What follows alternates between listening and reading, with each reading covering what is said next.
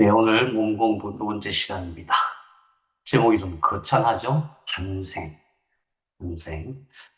우리 몸은 세포 하나에서 시작돼서 우리 몸이 됐고, 세포 하나가 몸이 만들어지는 과정을 발생학이라고 합니다.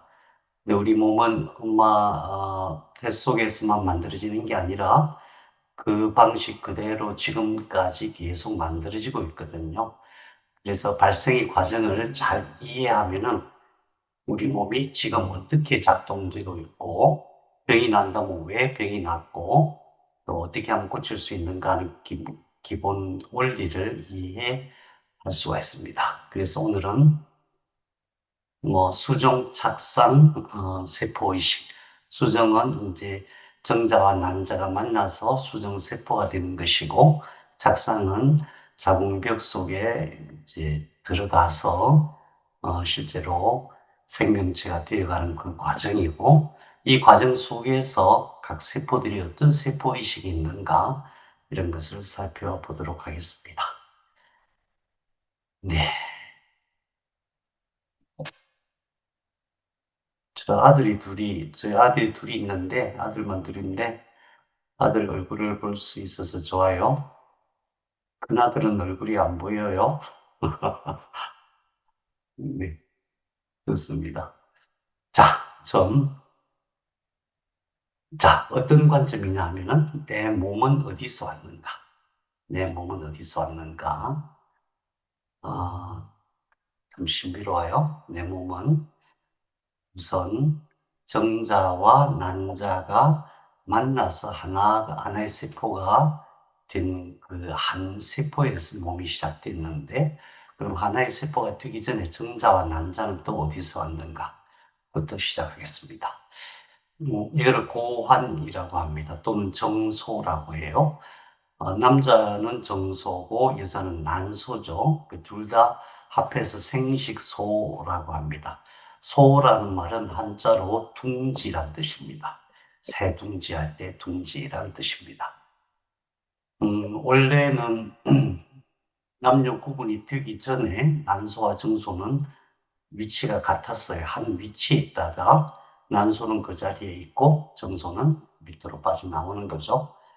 그래서 이 정소 안에 뭐가 있냐 하면은 정자를 먼저 생각하면 안 됩니다. 정자의 근원되는 세포가 무엇인가? 그것을 정원세포라고 해요. 그러니까 난자도 마찬가지예요. 난자를 먼저 생각하면 안 되고 난자의 근원되는 세포가 있어요. 그것을 난원세포라고 해요. 근데 원래 우리가 태어날 때는 처음에는 정원세포와 난원세포가 같은 세포였어요. 같은 세포에다가 이렇게 분리가 돼요. 그것은 처음에 우리가 이제 처음 태어나는 발생의 초기에 같은 세포에다가 남녀로 구분이 되는 거거든요. 그런데 중요한 것은 뭐냐면 그 같은 세포에서 남녀로 구분된 다음에 그것이 계속 우리 몸속에서 원본세포로 남아있어요. 그래서 정원세포는 정자의 근원세포이기도 하고 우리 몸의 근원세포이기도 해요. 그런 관점에서 자 보면은 정소, 정랑, 전립선 여자는 난소라고 하는 그냥 하나의 기관이지만은 남자는 이렇게 나눠져 있습니다. 고환 속에 있는 정소가 있고 또 이렇게 관으로 연결되어져 가지고 정랑이 있고 그 다음에 전립선이 있고 이렇게 연결되어져요. 그러면은 원본 세포라고 제가 말씀을 드렸는데 그 원본 세포가 엄마 아빠의 원본 세포가 어디에서 보관되면서 계속 증식을 하거든요. 세포라고 하는 것은 수명이 그렇게 길지가 않아요. 그래서 계속 새로 분열되고 또 분열되고 해서 증식이 되는 거예요. 그게 어디서 되냐 하면은 정소 이 안에 세정관이라고 해요. 이 세정관 안에 정원세포들이 이렇게 분포되어 있어요. 정원세포. 이것이 바로 정원세포가 있다가 이것이 변화를 해요. 우리의 모든 세포는 원본에서 계속 변화해요. 변화하는 것을 분화라고 해요. differentiation, 분화라고 해요. 분화가 잘 되는 게 굉장히 중요해요. 그래서 원본 세포로 원래 보관되어 있다가 이게 첫 번째 분화를 하는데 그것이 1차 정모세포, 한 번 더 분화하는데 2차 정모세포. 그 다음에 이것이 나중에 최종 분화한 것이 정자인데 정확하게는 정세포라고 해요. 굉장히 단순해요. 정자의 분화는 세포 하나가 두 개의 정모세포가 되고 정원세포 하나가 두 개의 정모세포가 되고 두 개의 정모세포가 또 2차 정모세포가 될 때는 2차 정모세포에서 4개로 분화가 돼요. 그러니까 그냥 정자는 굉장히 간단하게 하나의 세포가 4개의 세포로 분화를 할 뿐이에요. 아주 간단해요. 제가 왜 간단하다고 강조를 드리냐 하면은 난자는 달라요. 난자는 완전히 달라요. 그런데 이 세포들은 정원세포가 원본세포이기 때문에 우리가 정자와 난자를 생각할 때는 항상 정자, 난자를 먼저 생각하는 게 아니고 정원세포를 먼저 생각해야 돼요. 정원세포가 항상 거기서 계속 분열하고 있는 거예요. 증식하고 있는 거예요. 그것을 이제 동양의학은 조금 이렇게 직관적으로 표현하잖아요. 그래서 그것을 원기라고 표현을 하는 거예요. 우리가 이제 뭐 정기, 신 또는 원기 뭐 이런 얘기를 할 때 그 원기가 바로 실질적으로 정원세포, 여자는 난원세포다. 이렇게 이해하시면은 굉장히 구체적으로 이해가 되는 거죠. 그래서 이 세포들은 특별한 게 뭐냐 하면은 나눈 세포도 마찬가지지만은 좀 특별한 게 뭐냐 하면은 감수 분열을 해요. 숫자가 두 개로 나눠지는데 두 개로 나눠진다는 뜻은 모든 세포는 세포 핵 안에 DNA가 있잖아요. 그 DNA가 반쪽이 된다는 뜻이에요. 여기는 DNA가 한 쌍이잖아요. 모든 세포는 동일한 DNA가 있어요. 모든 세포는. 다시 말하면 이 세포는 다른 모든 세포의 줄기세포와 동일해요. 동일한 세포예요. 근데 이게 변화, 다시 말해서 분화해가지고 정자가 될 때는 DNA가 반쪽으로 갈라져요. 그래서 정자는 반쪽의 DNA만 가지고 있는 거예요. 왜 그럴까요? 나중에 난자를 만나서 하나의 완전한 세포가 되게 하기 위해서 반쪽짜리 세포로 분화를 하는 거예요. 그것을 감수분열이라고 한다. 그 다음에 크기는 약 5마이크로미터예요. 우리가 이제 공부할 때는 마이크로미터 또는 나노미터에 조금 익숙해져야 돼요. 마이크로미터라고 하는 것은 100만 분의 1미터예요. 100만 분의 1미터니까 밀리미터로 바꿔보면은 1미터가 1000밀리미터잖아요. 그러니까 100만 분의 1미터는 1000분의 1밀리미터라는 뜻이에요. 1000분의 1밀리미터. 그러니까 이 정세포의 크기는 5 마이크로미터니까 5 밀리미터가 되는 거죠. 아닌데? 아니죠. 1000분의 1 밀리미터가 1000분의 1 밀리미터가 1 마이크로니까 1000분의 5 밀리미터가 되는 거죠. 0.005 밀리미터 크기예요. 자, 놀라운 일이 있어요. 여러분 놀랄 준비하세요. 엄청 놀라운 일이 있어요. 자, 세상. 정자가 이렇게 돼 있어요. 원래 이렇게 돼 있어요. 이거는 뭐냐면은 정원세포에서 제1정모세포, 제2차 정모세포가 되고 난 다음에 정자가 되는데 원래 이렇게 돼 있던 것이 제일 먼저 무슨 일을 하냐면은 꼬리를 내요. 꼬리를. 꼬리를 내요. 안 놀라시네 아무도? 아니 왜 꼬리를 내냐? 왜 꼬리를 내냐 한번 생각해봐. 얘가 지금 뭘 아는 거예요. 나중에 자기가 무슨 일을 해야 될지를 미리 알고 꼬리를 내요. 그리고 더 놀라운 것은 끝을 뾰족하게 해요. 끝을 뾰족하게. 유선용으로. 내가 지금 앞으로 무슨 일을 해야 될지를 알아. 막 뚫고 나가야 되는 걸 알아. 그래서 끝을 뾰족하게 하고 그 끝은 화학 물질을 하나 담아요. 이게 뭐냐 하면은 얘가 나중에 어디를 뚫고 들어가야 된다는 것을 미리 알고 있는 거예요. 누가 가르쳐 줬어요? 저는 안 가르쳐 줬는데, 김영현 선생님 가르쳐 주셨나? 얘가 미리 그걸 다 알고, 더 놀라운 게 있어요. 세포는 어떻게 움직이냐 하면은 모든 세포는 세포 안에 미토콘드리아라는 게 있어요. 미토콘드리아가 굉장히 많아요. 그 미토콘드리아가 에너지를 만들어요. 발전소라고 하죠. 그 미토콘드리아를 밑으로 쭉 빼가지고 꼬리에다가 층층층층 감아요. 그래서 꼬리가 막 움직일 수 있도록 그렇게 준비를 해요. 이제 놀라셔야죠. 이제 놀라셔야죠. 세상에. 천사가 얘가 뭘 어떻게 알고 이렇게 스스로 변신을 하는 거예요. 그래서 좀 생각해 봐요. 얘가 꼬리를 내고 몸통을 변화시키고 앞에 화학물질을 담는다 그랬죠. 첨체를 달고 그 다음에 미토콘드리아에 꼬리를 달고 그리고 자기는 뭘 해야 될지를 아는 거야. 엄청 험한 길을 가가지고 어딘가에 들어가서 여기에서 핵을 전달하는 일을 해야 된다. 그것이 나의 삶의 목표다. 이것을 알고 있는 거예요.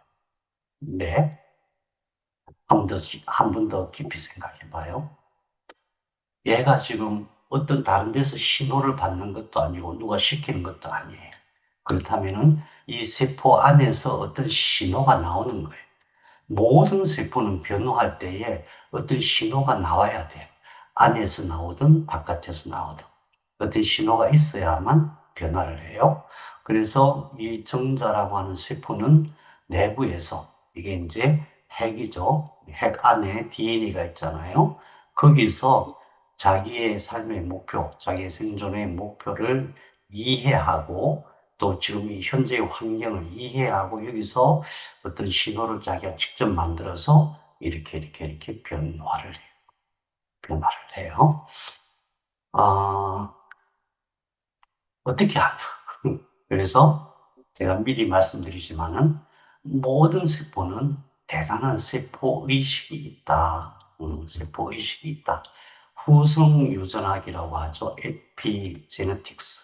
후성 유전학이 바로 그 세포 의식을 다루는 학문이에요.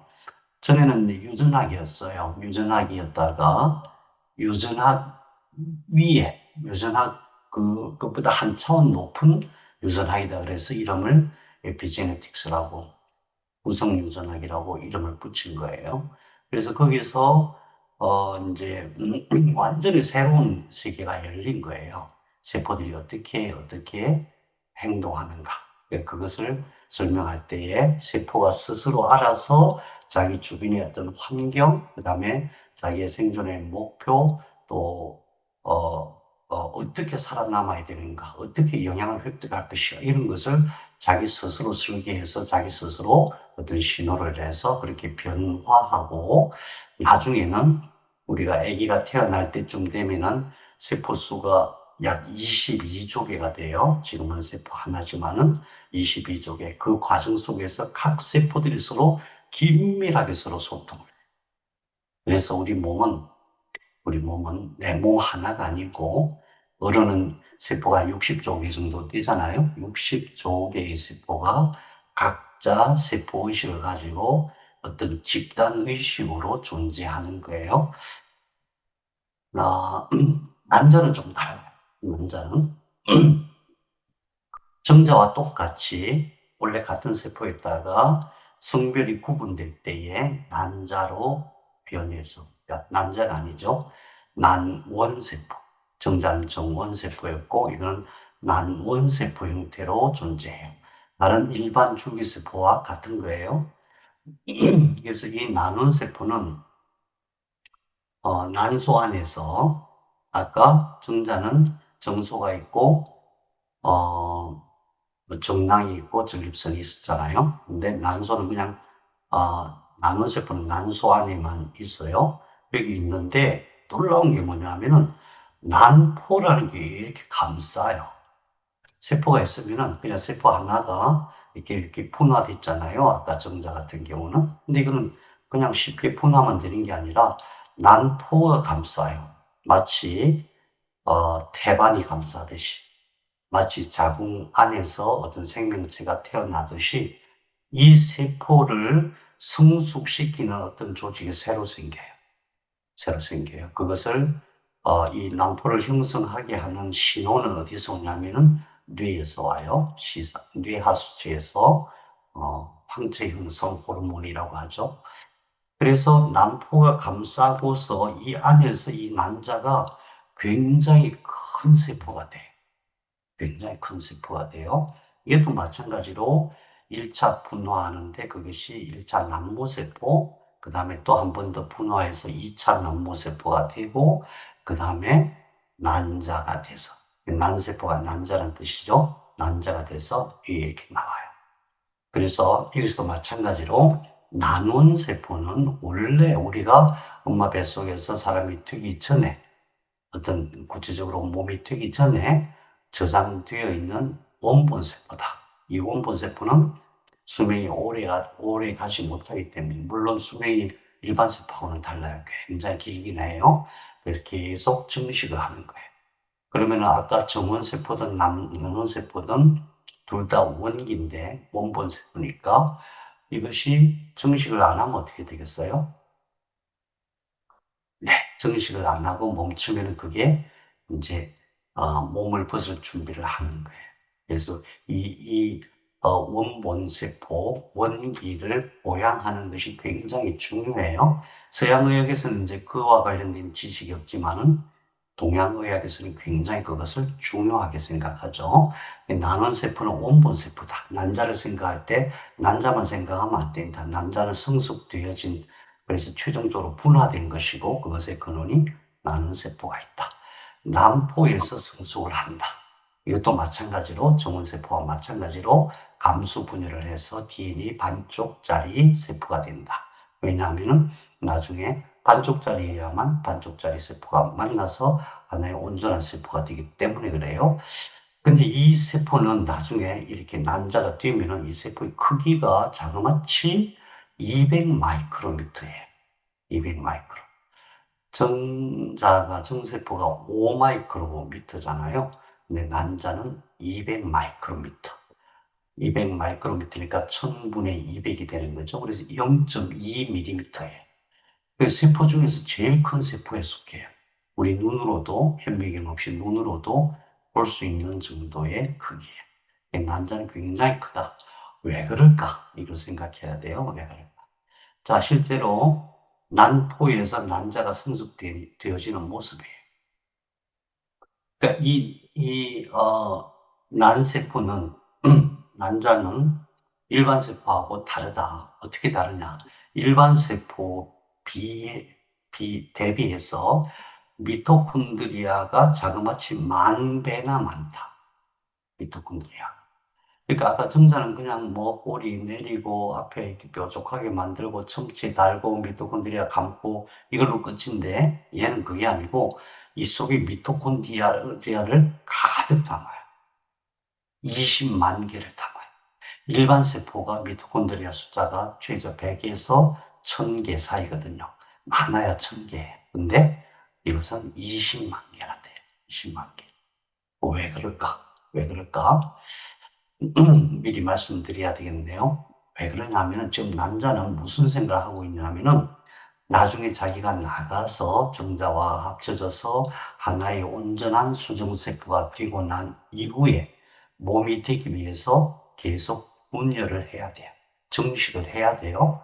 증식을 하는데 그 당시에 어떤 상황이냐면은 혈관도 없어요. 림프관도 없어요. 신경도 없어요. 아무것도 없어. 그냥 지 혼자 생존해야 돼. 자기 혼자 생존해야 되면 어떻게 해야 돼요?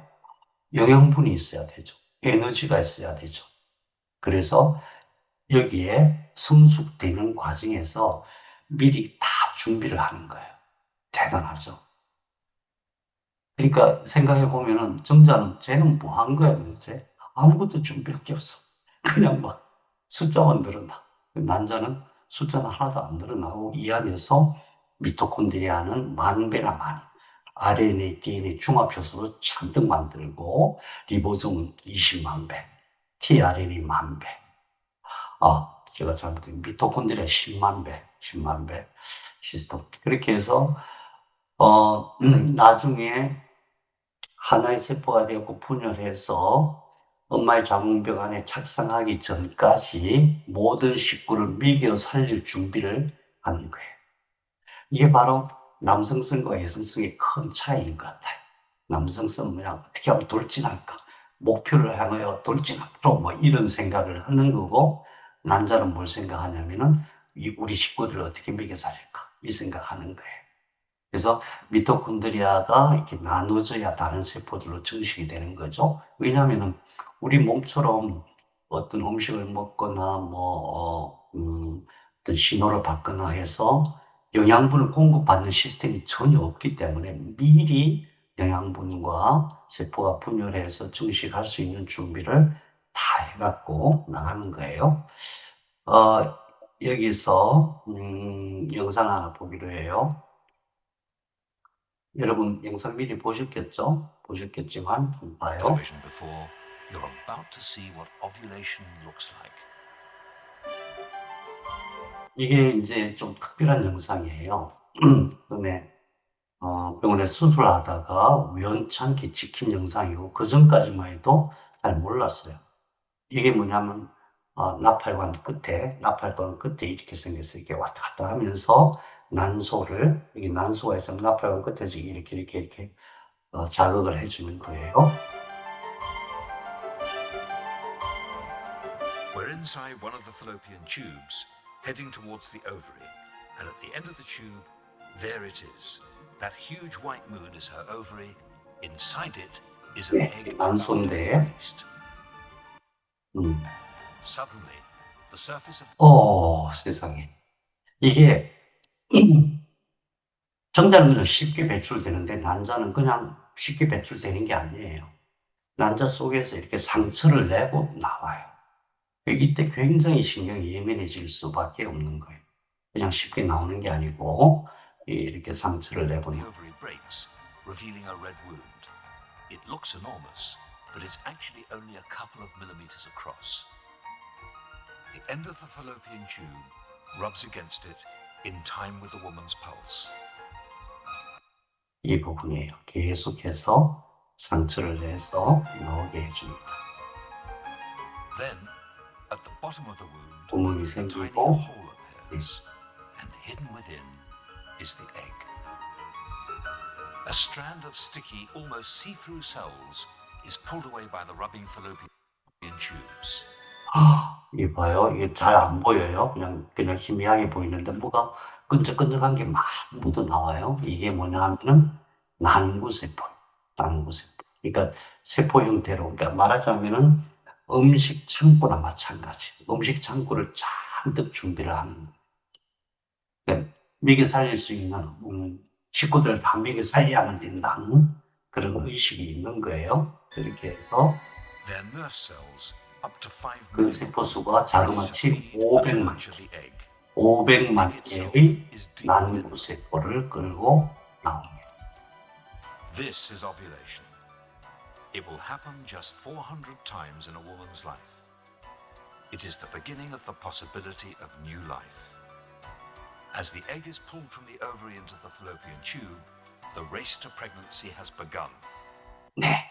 그렇게 해서 여기 이 하얗게 보이는 이것들이 난구세포고 이런 형태로 나오는데 20만 개의 미토콘드리아를 준비하고 500만 개의 난구세포를 준비하는데 문제는 뭐냐면은 난소가 나팔관 끝에 이렇게 있는데 일주일 지나서 일주일 될 때까지 정자를 못 만나면은 그냥 소멸돼요. 그래서 여기서 정자를 만나기 위해서 굉장히 애를 쓰게 됩니다. 자, 그 과정 한번 보기로 해요. 네, 색.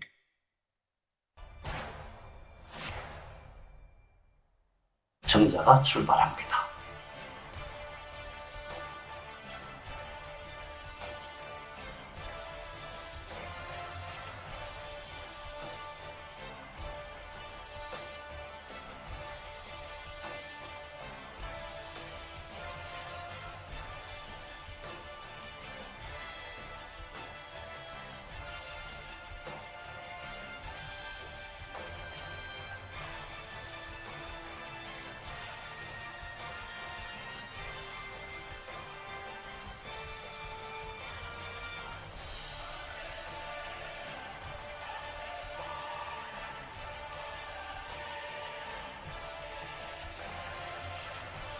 네, 난자를 만났어요.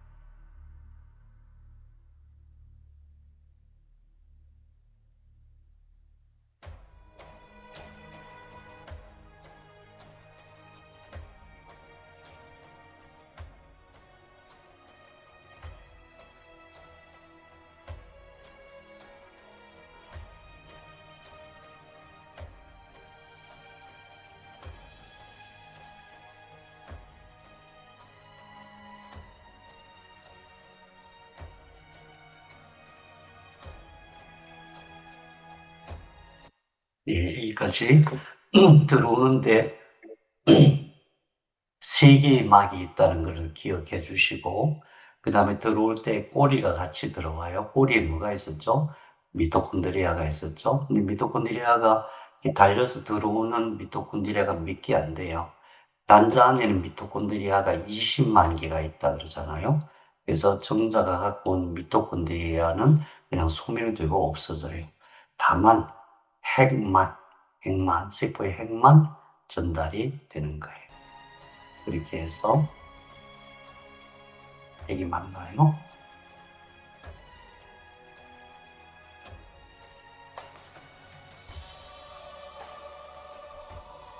어렵게 하나가 됐는데 또 분열하죠.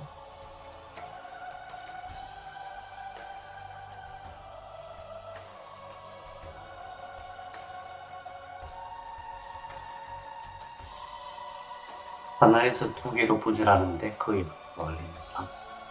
4개가 되고 8개가 되고 16개가 되고 32개가 되고 64개가 되면서 어떤 변화가, 급격한 변화가 시작돼요.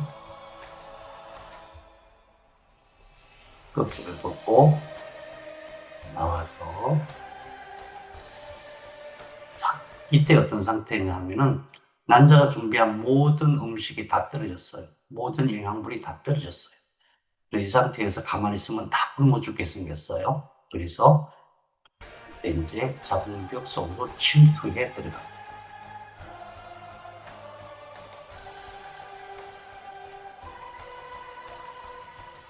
네, 오늘은 여기까지만 보고 나머지 영상은 따로 보시기 바랍니다. 여기서 우리가 기억해야 될 것은 뭐냐 하면은 이 정자가 난자를 찾아가야 되죠. 근데 그 거리가 약 18cm 정도 됩니다. 18cm. 그런데 어떤 환경이냐 하면은 우선 정자의 크기를 5마이크로미터니까 0.005mm잖아요. 근데 이게 나가는 속도가 분당 한 3mm 정도가 돼요. 그리고 24시간 이내에 도착을 해야만 돼요. 근데 만일에, 그러니까 이제 정자의 0.005mm니까 뭐 도무지 상상이 안 되잖아요. 근데 그 정자가 뚫고 들어가야 되는 그 환경을 우리가 상상해 보기 위해서 만일에 사람 크기다, 정자가 사람 크기다, 이렇게 가정을 해봐요. 그러면 키가 한, 1m 65 정도 되겠죠? 우리나라 남자의 평균 키가 얼마예요? 165죠? 네. 챗GPT에 물어보니까 뭐 172.5라고 그러더라고요. 챗GPT가 뭘 몰라요? 그러니까 165cm입니다. 그러니까 만일에 정자의 크기가 165cm라고 하고 거리가 18cm니까 180mm잖아요. 그렇게 따지면은 사람이 1m 60, 5의 키를 가진 사람이 찾아가야 되는 거리가 자그마치 59.4km예요. 60km. 거기다가 이 속의 환경이 어떠냐면 이게 평평한 길이 아니잖아요. 고속도로도 아니고 아스팔트도 없어요. 여기는 막 높은 산과 계곡이 있는데 평균 주름이 3mm예요. 3mm면은 정자는 0.005mm니까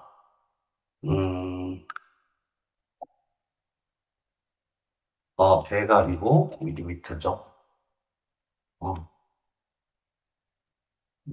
정자는 0.005mm니까 자기의 600배 크기의 계곡을 건너고 산을 넘고 이렇게 가는 거예요. 그러니까 제가 무슨 말씀 드리냐면은 만일에 사람이라면 여기서 60km에 가까운 그 거리를 주소도 없이 어디가 어딘지도 모르는 상태에서 물을 넘고 물을 건너고 산을 건너서 그걸 찾아간다는 게 불가능하다는 거예요. 어떻게 이게 찾아갈까? 우리 몸에서 일어나는 여러 가지 생명 활동 중에서 이 과정이 굉장히 중요해요. 이 과정을 이해하는 것이. 그래서 이거를 이제 제가 간단하게 설명을 드리면은 높은 산 깊은 계곡이 있고 긴 거리예요. 게다가 여기는 면역세포들이 가득 있어요. 면역세포들이. 엄마 몸이고 얘는 엄마 세포가 아니잖아요. 모계 세포가 아니기 때문에 면역세포가 가득 있는데 그냥 면역세포 하나 정도가 있는 게 아니라 면역세포 굉장히 많아요. T세포, B세포, 수지상세포, 대식세포, 호중구, NK세포 막 이런 것들이 사방에 널려 있어요. 그러니까 우리가 생각할 때 어떤 길을 가는데 사방에 적군이 막 바글바글한 상태고 높은 산과 깊은 계곡을 건너서 60km를 찾아가야 돼요. 이게 보통 일이 아닌 거예요. 근데 어떻게 가느냐? 대단해요. 우리가 생각할 때는 보통 그런 얘기들을 많이 들었죠. 우리는 막 3억 대 1 또는 5억 대 1의 그 경쟁을 뚫고 탄생했다. 그렇게 얘기하는데 그게 아니라는 거예요. 그게 아니라 약 3억 개의 세포들이 모여서 먼저 회의를 해요. 회의를 해요. 3억 개가 다 모여서 앞으로 여기를 뚫고 들어가야 되는데 어떻게 갈까? 그래서 임무를 다 분담합니다. 가서 길을 만들어. 그러니까 웅덩이를 메꿀 팀. 그 다음 면역세포하고 싸울 수는 없으니까 면역세포보다 훨씬 약하죠. 지금 얼마나 작은 세포가 있어요. 훨씬 약하니까 면역세포를 붙들어 맬 그런 팀. 그리고 이 앞으로 나아가는 도와줄 팀. 그렇게 해가지고 처음에 딱 계획을 해서 난자에 도달하는 세포는 200개로 한정되어 있어요. 되게 신비하지 않으세요? 약 3억 개의 세포들이 모여가지고 각자의 역할을 나눠서 하는 거예요. 그렇지 않으면 도달할 수가 없어요. 그것을 가미가제 이론이라고 해요. 가미가제 정자 이론이라고 해요. 그래서 공수의 정자, 공수하는 거, 그 다음에 살상 정자, 또 도착하는 정자 이렇게 나눠서 가요. 그래서 우리가 뭘 생각할 수 있냐면은 세포가 수도 없이 많이 모이면은 세포의 집단 의식이 생긴다는 거예요. 세포 하나하나도 자기 의식이 있지만은 세포가 많이 모이면, 그러니까 우리 몸은 세포가 몇 개라 그랬어요? 60조개. 60조개의 집단 세포 의식이 우리의 의식이라고 말할 수는 없지만 그런 세포 의식, 집단 의식이 있다 이렇게 생각해야 돼요.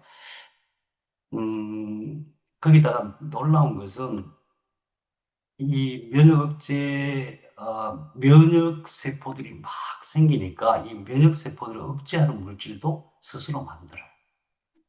괜히 이제 TGF 베타, PG2, HLH, CD46 괜히 복잡하게 어렵게 이걸 제가 말씀드리는 이유는 모든 세포는 어떤 행동을 할 때에 그게 면역이든 영양을 공급받는 것이든 자기 스스로 변화하는 것이든 간에 자기 스스로 또는 다른 세포들이 만들어주는 어떤 세포 신호에 따라서 행동을 한다. 그냥 자기 마음대로 하는 게 아니다. 근데 어떤 세포 신호를 만들 것이라는 것을 누가 결정하느냐? 자기가 결정한다는 거예요. 그게 후생유전학의 본질이에요. 그 환경에 따라서 자기 스스로 어떤 능력, 무엇인가를 할 수 있는 신호를 직접 만들어낸다. 이제 사실 이게 암하고도 굉장히 연관이 깊어요. 이게 뭘 의미하냐면은 아직 정상 수정세포가 되기도 전이거든요. 정자 단계에서부터 벌써 이런 신호 물질들을 만들어낸다는 거예요. 그래서 이제 하나의 수정세포가 되는데 아까 우리 봤죠? 난자가 나올 때는 500만 개의 난구세포, 영양창고를 만들어서 나온다 했죠? 이 바깥에 있는 것들이 그거예요. 그 다음에 중앙에 또 막이 하나 있고, 내부에 막이 하나 있고, 그래서 난자는 전부 3개의 막을 갖고 있어요. 그래서 정자가 도달하면은 바깥에 있는 난구세포층을 먼저 만나요. 거기를 탁 뚫고 들어가면은 그 신호가 이미 벌써 난자에 도달을 해요. 그래서 난자에서 그것을 받아들일 준비를 하는 거예요. 그러니까 우리가 생각할 때는 0.005mm 그렇게 미세하고 작은 눈에 도무지 보이지도 않는 그런 세포가 난자를 만나서 어떤 행동을 할 때에 그 서로 이렇게 교신한다는 것. 놀라운 것은 뭐냐면 이렇게 신경도 없어요. 이 두 세포가 무슨 뭐 연결된 게 아무것도 없어요. 그럼 어떻게 신호를 주고받을까요? 어떻게? 예. 모든 세포는 무선 신호 시스템이 있어요. 무선 신호. 주로 이제 칼슘을 이용해요. 칼슘의 원자의 파동을 이용해요. 그렇게 해서 들어가기 전에, 첫 번째, 첫 번째 막을 뚫고, 남부세포층을 뚫고, 그 다음에, 막에 들어가서, 거기까지는, 이거 전체가 같이 들어가요. 그런데 이 안에 맨 마지막에 들어갈 때는 꼬리를 떼고 꼬리의 일부만 들어가요. 그 꼬리에 미토콘드리아가 달려있기 때문에 정자의 미토콘드리아가 들어가긴 하지만은 다 소멸되고 이 안에서 난자와 정자의 핵이 만나요. 근데 이것도 이 안에도 굉장히 정자 입장에서 커요. 엄청 커요. 찾아가야 되잖아요. 방이니까 운동장 같은 데에서 정자가 찾아가요. 그때도 칼슘 신호를 가지고 찾아가요. 자, 그 신호에 대해서 조금 더 말씀을 드릴게요. 처음에 정자가 가는데 들어가서 여기에 난자가 있다는 것을 어떻게 알겠어요? 어떻게 알겠어요? 모르죠. 알 수가 없어요, 정자는. 정자는 되게 단순해요. 엄청 단순해요. 그런데 어떤 여자 교수님이 그런 글을 쓴 게 있어요. 정자를 기다리는 조신한 남자는 없다. 여자가 이렇게 끌어들이거나 유혹을 하거나 허용을 하거나 그러지 않으면 남자들은 힘을 못 써요. 우리 가만히 한번 생각해 보면 그렇잖아요. 젊었을 때 사귈 때 아무리 남자가 뭐 들이대도 여자가 노 그러면 안 되는 거잖아요. 마찬가지로 난자가 정자가 여기 올 수 있도록 어떤 신호를 보내지 않으면 절대 갈 수가 없는 거예요. 그래서 제일 먼저 뭘 하냐면은 난자가 호르몬을 먼저 분비해요. 그 호르몬 이름이 프로제스테론이죠. 프로제스테론. 여성 호르몬 분비할 때 에스트로겐하고 프로제스테론하고 두 가지를 만들잖아요.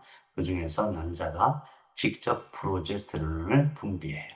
그럼 프로제스테론을 분비하면 어떤 일이 발생하냐면은, 그 정자 전용 칼슘 채널이라는 게 있어요. 캣스퍼라고 해요. 캣스퍼. 캣 아이온 채널 오브 스펌이라고 해요. 캣스퍼. 이것이 활성화돼 가지고 정자 속으로 칼슘이 막 들어가게 돼요. 그러면 칼슘 신호를 무선 신호를 그러니까 정자 세포 안으로 칼슘이 많이 들어가게 하고, 그러면은, 어, 이제 프로제스테론을 따라서도 유도가 되지만은 또 중요한 것은 난자와 정자 사이에 무슨 신호가 수신이 가능해져요. 칼슘 신호예요. 우리 몸에서 신비하게도 뇌에서 그렇지만은 칼슘의 무슨 신호가 굉장히 광범위하게 활용이 되고 있어요. 그렇게 해서 올라가고 또 하나는 이쯤에서 온도가 달라져요. 이쯤에서. 그래서 35도 내지 38도. 그러니까 얘가 가서 온도를 감지하고 또 올라가요. 그 다음에 이쪽은 또 알칼리성을 띠게 돼요. 그래서 이런 여러 가지 조건을 누가 주도적으로 만드냐면은 난자가 만드는 거예요. 난자가. 음, 네. 그래서, 칼슘 신호에 대해서는, 무슨 신호에 대해서는 별 다른 뭐 특별한 게 없어요. 근데 혼혈대에서 칼슘 신호를 가지고 실험한 게 있어요. 그 영상 한번 보시겠어요?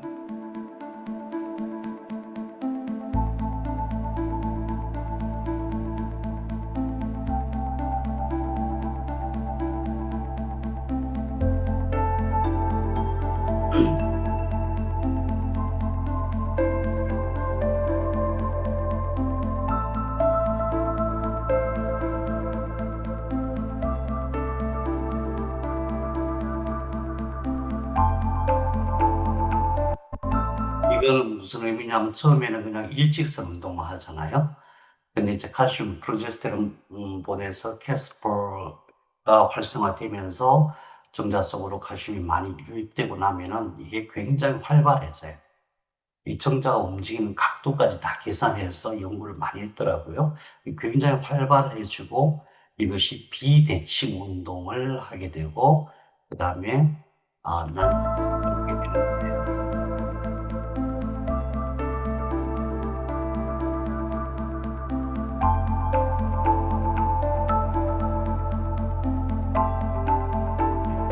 최종적으로 난자를 만나게 되는 것도 마찬가지로 칼슘 신호예요. 그래서 이제 앞으로 우리 칼슘에 대해서도 계속 제가 중간중간 말씀드릴 텐데, 칼슘은 무선 신호를 담당한다.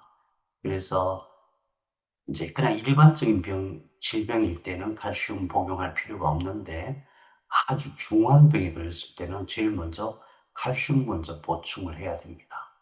그냥 일반 칼슘이 아니고, 그러니까 뼈를, 골다공증을 치료하는 칼슘 그런 게 아니고요. 이온화된 액체 칼슘이 있어요. 그것을 복용해야만 치료가 잘 됩니다.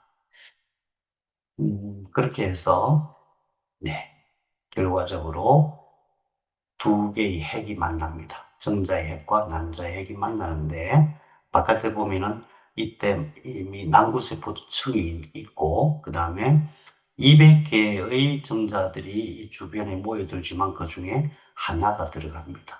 나머지는 못 들어가죠. 여러분 여기서 한번 생각해 봐요. 조금 이완하고 정자가 어떻게 해서 정자가 자기가 갈 길을 알고 변신을 하는가? 난자는 어떻게 알고 그렇게 변신을 하는가? 제가 비록 그 스스로 자기 신호를 만들어서 그렇게 한다고 하지만은 그 신호를 어떻게 하냐고요. 다시 말하면은 세포는 자기 미래를 알고 있는 거예요. 놀랍잖아요. 자기가, 자기의 미래도 알 뿐만 아니라 자기가 무슨 일을 해야 되고 어떤 목표를 달성해야 될지를 아는 거예요. 요 근래 들어서, 불임 환자들이 참 많잖아요. 임신이 안 된 사람이 많잖아요. 그래서 이것을 잘 생각해야 돼요. 처음에 제일 먼저 불임의 가장 큰 원인 중에 하나가 뭐냐면은 면역 문제예요. 면역력이 너무 강하면은 정자가 난자까지 접근하기가 어려워지죠.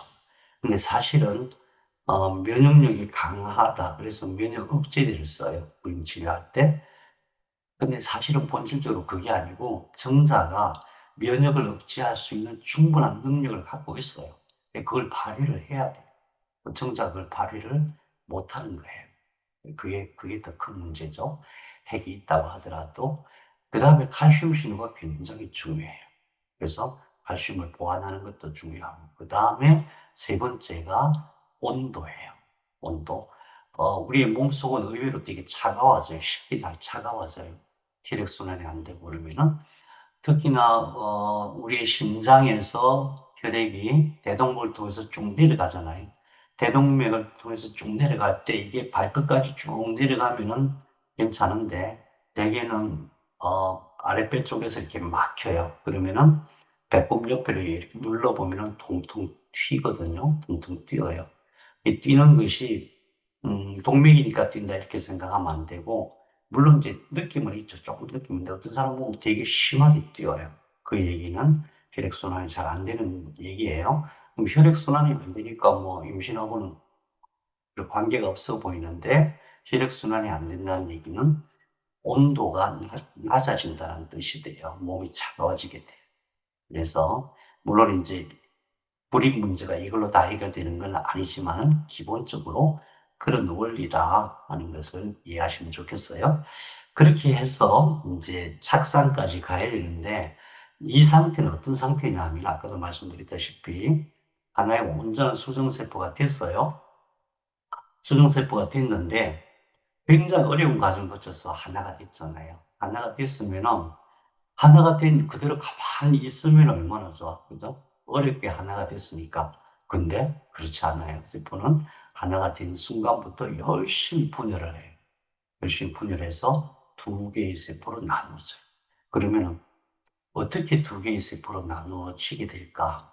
아까 우리가 봤듯이 세포 내부에서 두 개의 세포로 분열하라는 신호를 만들게 돼요.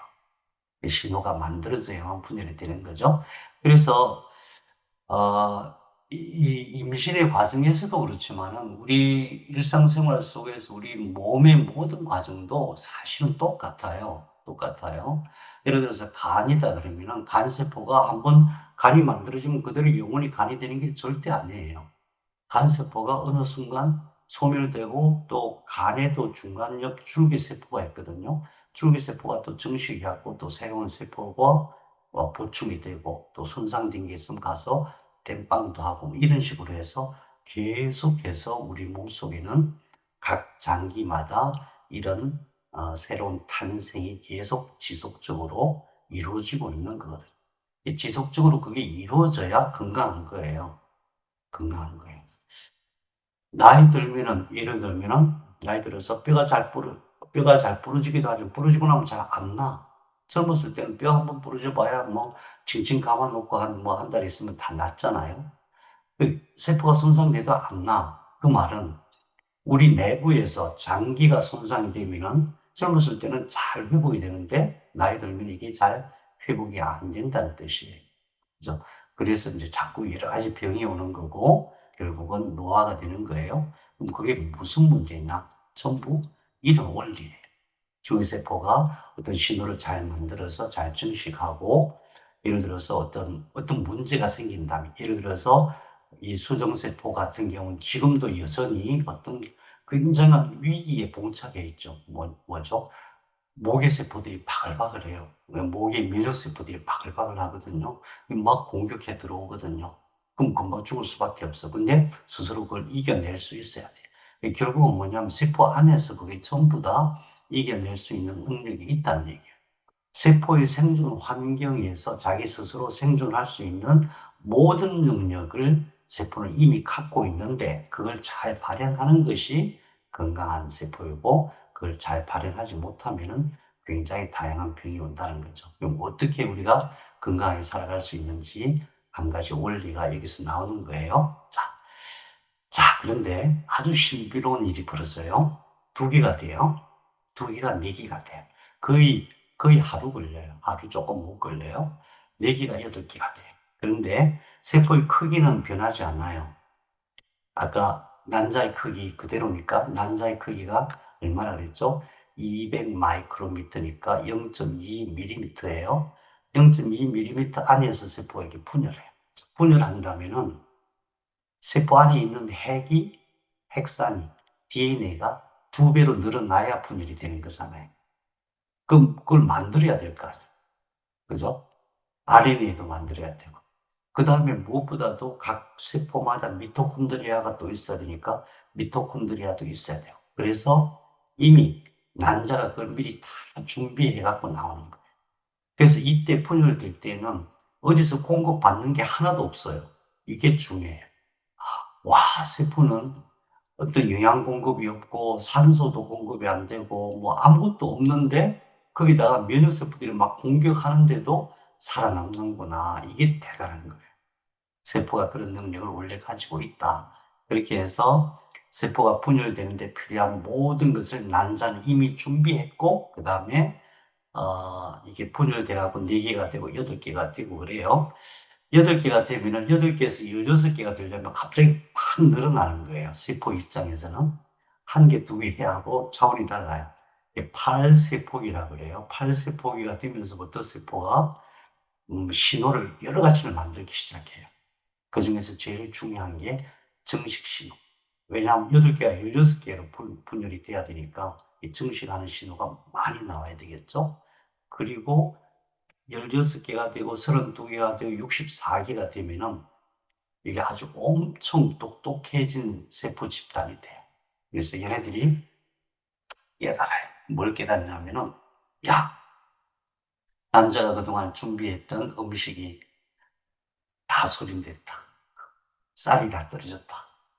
이제 이대로 가다가는 우리 다 굶어 죽는다. 이런 상황이 돼요. 그걸 알아차려요.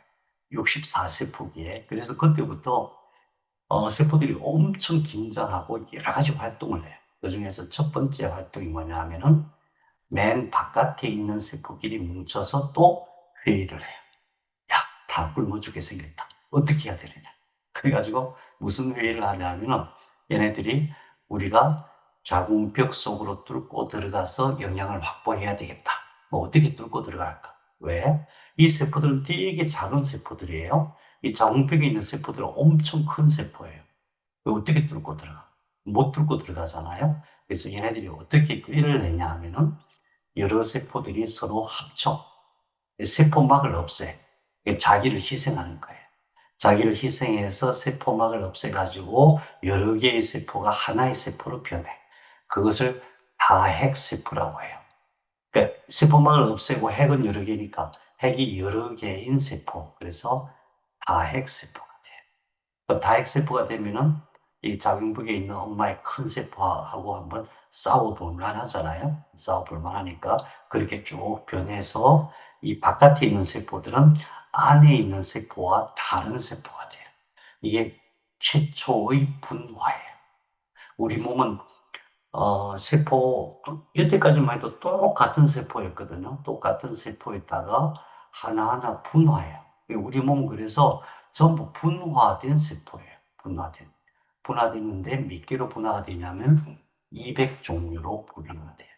간은 간세포, 뭐 혀는 혀세포, 근육은 근육세포, 심장은 신장세포 이런 식으로 분화를 하는데 이때에 처음으로 분화를 하는 거예요. 자, 그래가지고 또 한 가지 얘네들만 뚫고 들어가려니까 힘들어. 어떻게 하냐면 이 안에 있는 세포들이 이 안에 있는 세포들이 한쪽으로 모아들 모여가지고 힘을 보태는 거예요. 그래서 이런 형태가 돼요. 바깥에는 다핵세포로 변하고 안에 있는 세포들은 한쪽으로 딱 모여 들어가고 여기를 통해서 뚫고 들어갈 준비를 하는 거예요. 그러니까 우리가 생각하듯이 세포는 그냥 뭐 잘 자라나 보다 이게 아니고 세포는 공부하면 공부할수록 어마어마하게 많은 일을 해요. 그냥 가만히 대충 존재하는 세포가 없어요. 어마어마하게 일을 하는데 되게聪명해요. 그렇게 해서 일이 변하는데 이 안에 이렇게 몰려있는 이 세포들을 내세포괴라고 해요. 인너셀 매스, 내세포괴. 그 다음에 바깥에 다핵세포 이것을 영양막세포라고 해요. 영양막세포. 그래서 나중에 이것들이 세포의식이 있다 그랬잖아요. 이 얘네들은 이 식구들 먹여 살려야 되겠다. 영양을 어딘가에서 이렇게 공급해 와야 되겠다. 그 생각을 했잖아요. 그 생각을 끝까지 하는 거예요. 그래서 속으로 들어가가지고 엄마 자궁벽 속으로 들어가고 어떻게 영양을 흡수할까? 이 생각을 하는. 그래서 어떤 생존의 위기, 다시 말하면 세포의 생존 위기는 여기까지 딱 두 가지죠. 하나는 면역세포로부터 공격받는 것, 또 하나는 영양분이 떨어지는 것. 그 두 가지 생존의 위기에 봉착했을 때에 세포는 자기 내부에서 어떤 신호를 만들고, 신호를 만들고 그 세포가 또 변화해서 그 위기를 해결해 나간다. 그것이 세포의식이다. 저희들은 세포의식이란 말을 쓰고 그런 학문이 그런 쪽으로 공부하는 학문이 후생유전학이에요. 자, 그래서 여기서 이제 한 6일 내지 일주일이 되면은 5일째 될 때에 막을 벗어요. 이게 뭐였죠? 난자의 세계층의 막이라 그랬죠. 이 바깥에 있는 난구세포 500만 개가 이미 다 쓰여지고 없는 거예요. 그래서 이 바깥에 있는 투명대 막을 벗고, 여기가 막이에요. 벗고 나오는, 이게 막이에요. 벗고 나와요. 벗고 나와서 비로소 자궁벽이 탁 붙어요. 이제 이때, 이 세포들은 어떤 생각을 하냐면은 절체절명의 위기 상황. 그래서 모든 세포들이 힘을 합쳐가지고 여기를 뚫고 들어가야 돼. 뚫고 들어가서 이 속에서 어떤 형태로든 영양분을, 영양분을 공급받아야 돼요. 그래서 바깥에 있는 이 세포층을 영양막 세포, 트로포블레스트라고 하고, 이 안에 한쪽으로 몰려있는 이 세포를 내세포괴라고 해요. 그래서 들어갑니다. 바깥에 있는 세포들이 뚫고 들어가요. 그래서 바깥에 영양막 세포가 이 안에 들어가서 이렇게 변해요. 이게 세포 영양막. 뭐 영양막 세포나 세포 영양막이나 뭐 그런 것 같은데, 네. 이게 이제 어디까지 뚫고 들어가냐면은 이 속으로 들어가가지고 얘네들이, 이게 뭐냐면, 모세혈관이에요. 엄마 자궁 속에 있는 모세혈관, 그 다음에 자궁샘, 그런 것들이. 음, 그렇게 들어가서 얘네들이 이걸 가서 침투를 해요. 가서 이걸 터뜨려요. 터뜨려가지고 이것을 빼와요. 그래갖고 이 안에 있는 식구들이 먹고 살게 만들어요. 놀랍죠. 그래서 이때 딱 두 종류의 세포가 존재하는 거죠. 내세포이라고 하는 원본 세포가 있고, 바깥에 영양막 세포가 있고, 그런데 영양막 세포는 그래서 계속 영양막 세포로서 일을 하면서, 다시 말해서, 영양분을 뺏어오는 일, 그 다음에 면역 세포들을 억제하는 일, 그 두 가지 일에 능숙해지는 그런 세포들이 되고, 이 안에 있는 세포들이 이렇게 이제 두충배합판, 삼배엽, 신경관 이렇게 해가지고 몸이 되어지는 거예요. 그럼 이 바깥에 있는 것들이 나중에 최종적으로 뭐가 되냐 하면은 태반이 돼. 이렇게 시작해서. 그러니까 어떤 세포 의식이 어떤 형태로 계속 발달된다는 것을 우리가 알 수가 있는 거죠. 자, 요약할게요. 원본세포 하나가 내 몸의 근원이다. 근데 이미 원본세포, 수정세포가 되기 전에 정자와 난자 1단계부터 이 세포들은 세포의식이 있다. 그 말은 우리 몸의 모든 세포는 각자의 세포의식이 있다는 거예요. 근데 그 세포의식이 놀랍게도 대단히 뛰어난데 주로 어떻게 반응하냐면은 주변의 세포 환경, 주변 환경에 따라서 자기 스스로 어떤 능력을 발휘한다. 그 말이에요. 나중에 암 공부할 때 유전자가 어떻게 발현되는가를 살펴보면 정말 놀라워요. 정말 놀라워요. 그리고 무엇보다도 우리 몸에서 각 세포가 갖고 있는 각 세포들의 능력이 대단히 훌륭해요. 그러니까 우리가 생각할 때에 우리 몸은 불완전하니까 어떤 식으로 치료를 해야만 나아져. 그게 아니라 스스로 치료할 수 있는 능력이 있는 거예요. 근데 그 능력이 부족해지거나 그 능력을 잃었을 때 외부에서 뭔가를 공급해서 회복시키는데, 방향은 뭐냐 하면은 지금 당장 뭐가 안 좋으니까 그것을 해결하자가 아니고, 이 세포가 왜 그 능력을 잃었을까? 왜 그 능력을 발휘하지 못할까? 그거를 생각해서 치료하는 것이 근본적인 치료예요. 세포의식은 세포 환경에 따라서 발현된다. 무성유전학이다. 아직 무선 신호에 대해서는 학술적인 자료가 많지 않지만은 유선 신호와 무선 신호로 소통한다.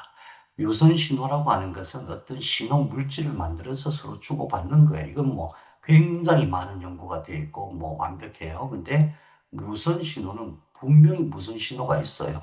이미 MRI를 찍기도 하고 막 여러 가지로 실험이 되어 있지만은 그것이 우리 몸 전체에서 어떤 식으로 무선 신호가 서로 교환되는지는 아직 잘 몰라요. 왜냐하면은 신호라고 하는 것은 원자 단계의 떨림이거든요. 그것을 포착해서 이렇게 증명하기가 너무 어렵기 때문에. 그런데 뭐 과학자들께서 그 뭐 증명 나중에 하겠지. 우리는 중요한 것이 그럼 무슨 신호가 있다는 것을 이해하면 돼요. 그래서 초창기에 특히 수정과 작성의 과정에서 우리가 살펴본 바로는 독자적인 생명체로서의 세포가 가장 신경 쓰는 것은 두 가지인데, 하나는 영양분 확보, 또 하나는 면역 회피, 어떤 공격으로부터. 사실 우리 몸은 아무렇지도 않은 것 같지만 외부의 공격이 굉장히 많아요. 이 공기 속에도 바이러스 박테리아가 가득하고 우리가 먹는 음식물에도 가득해요. 거기다가 우리 입 속에도 미생물이 자그마치 5천 종류가 살아요. 5천 종류. 그래서 아침마다 일어나면 각을 하고 그래야 되죠.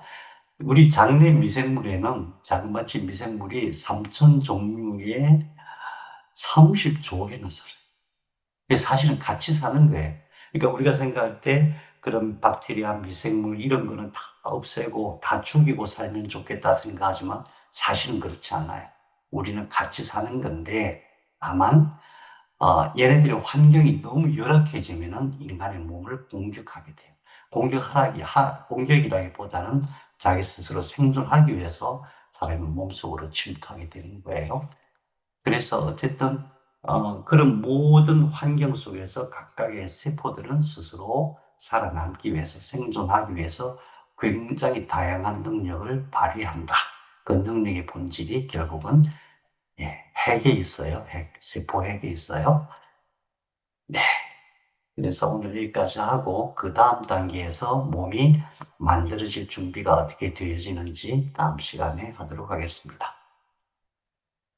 혹시 안 어려웠죠? 안 어려웠죠? 저 어렵다는 사람이 제일 무서워하죠. 어땠습니까? 안 어려웠죠? 선희님 안 어려웠죠? 네. 질문 있으시면 하시고 없으시면 다음 주 월요일 날 뵙겠습니다. 여러분 수고하셨습니다. 수고하셨습니다. 네. 고맙습니다. 수고하셨습니다. 네.